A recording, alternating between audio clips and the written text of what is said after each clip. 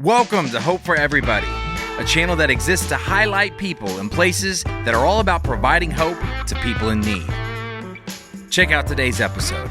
It's like everybody's looking at me and the first thing they say is, "You're being watched." And I'm like, "Oh, I'm being watched." And it's like I've already got this paranoia going on in my head because of the roads I've been taking here lately. But it's true, man. I recently got married not 3 months ago, and she's got 2 kids, and the reality of it is I'm always being watched now. Oh, yeah. I'm always being watched. But, well, on that note, I'd like to introduce ourselves. My name is Bobby Thompson with Hope for Everybody. And this is, as you can tell, this is my buddy Aaron Cook. Hello. And we're discussing his life and how it was before, after, and during Hope Prison Ministries. And so why don't you tell us a little bit about like maybe your life before Hope Prison Ministries and how you maybe got involved with it. Okay. And we'll go from there.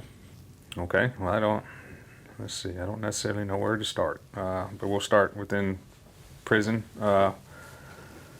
Obviously, I was convicted of a aggravated sexual assault, and it sent me to prison for 10 years. I really wasn't doing what I was supposed to beforehand. I had opportunities, but I didn't take advantage of them.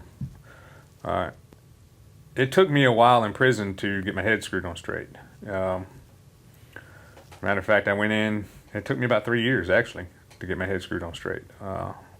Those 3 years, It was rough times. It was rough times. Yeah. It was really rough times. But in 2015, I made a conscious decision to rededicate my life to Christ. And I said, obviously I'm not doing it right. So let me do it. Now we got put in the Jordan unit, right? And there was all kinds of opportunities in the Jordan unit. I met many good brothers. I met Anthony Corbin. I met Jeff O'Keefe. I met Chris. I met Sam. I met Ronnie. Nico, Ronnie, all these guys. Good dudes. Great dudes. They were not of my theology, but it was never a reason for me to break fellowship with them. And over the years, man, we studied, we grew a great bond and friendship. Yeah. And that is how I learned of HOPE Prison Ministries, was through all those guys. And now we separated out, as sometimes you do. I left the Jordan unit and went on to Hughes unit, and then again to a pre-release where I caught back up with Nico. And during that time, I had stayed straight. There throughout prison. Obviously, there's all kinds of. I also have a drug habit. I was an alcoholic. So you needed all kind of help. I did. I needed a lot of help. And then you got a hold. But in the pre-release, after Nico left, and right before my program, I'd actually gotten back into some speed. In prison? In prison. And it was at that moment that I realized, because my plan had always been to go back to Houston, go stay with mom and dad. But at that moment, whenever I cratered, I realized that I needed help. I needed accountability. I needed to be around brothers that I could talk about this stuff with. And on to Hope I went. I wrote Chandler. Actually, my cellmate, Mark Jackson, Yeah. He was going to Hope. And whenever I got to my program, and I said, wow, man, this is more than just coincidence. I had wrote, Nico was still writing me. He had gone to his program. I had gone to my program. And he was writing me through his sister. And I wrote him back and I told him, I said, man, I'm screwing up, bro. I need y'all. But I never thought my parents would, spring the money to come here. But Chandler called. They had whatever conversation they had, and to my surprise, in the grace of God, here I am. If you're liking this content, please help us grow. Like, subscribe, and let's keep the good times rolling. Now back to the episode. So, since you've been in the ministry, I mean, obviously we know each other. Yeah. Our story's kind of similar in years, but we're on different paths. But since you've come to Hope, you've actually met a woman and got married. I have. So how's that? It has brung out both the best and the worst in me.